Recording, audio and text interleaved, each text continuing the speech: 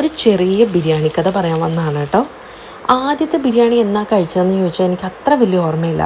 പക്ഷേ ഒരു 3ലും 4ലും പഠിക്കുമ്പോൾ കിട്ടിക്കൊണ്ടിരുന്ന ബിരിയാണി പൊതികളെക്കുറിച്ച് എനിക്ക് നല്ല ഓർമ്മയുണ്ട്. മന്ത്ലി വൺസ് ഞങ്ങളുടെ വീട്ടിൽ ഒരു ബിരിയാണി ഉറപ്പാണ്.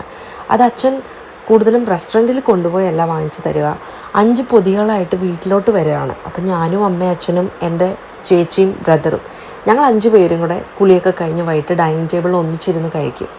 പത്രപേപ്പറിലായിരിക്കും ഇത് പൊതിഞ്ഞ് കിട്ടുക. അതിനുള്ളിലൊരു പ്ലാസ്റ്റിക് കവർ ഉണ്ടാവും. അതിനകത്താണ് നീളത്തിലുള്ള ബസ്മതി റൈസ് കൊണ്ടുണ്ടാക്കിയ ബിരിയാണി. 2 ചിക്കൻ പീസ് ഉണ്ടാവും, അതും ഫ്രൈഡ് ആയിരിക്കും. ഒരു പുഴുങ്ങിയ കോഴിമുട്ട ഉണ്ടാവും കേട്ടോ. ഇതാണ് അതിൻ്റെ ഒരു കണക്ക്.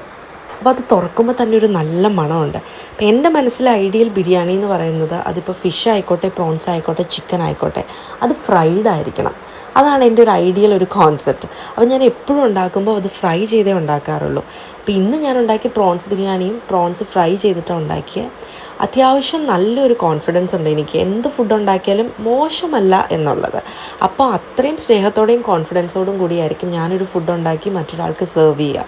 അപ്പോൾ അതേ രീതിയിലുള്ള റെസ്പോൺസ് എനിക്ക് കിട്ടുമ്പോൾ അല്ലെങ്കിൽ അപ്രീസിയേഷൻ കിട്ടുമ്പം അത് വീണ്ടും വീണ്ടും ഉണ്ടാക്കാനായിട്ടുള്ളൊരു മോട്ടിവേഷനായിരിക്കും. അതുകൊണ്ട് തന്നെ ഫുഡ് ഉണ്ടാക്കാൻ എനിക്ക് ഒരുപാട് ഇഷ്ടമാണ്.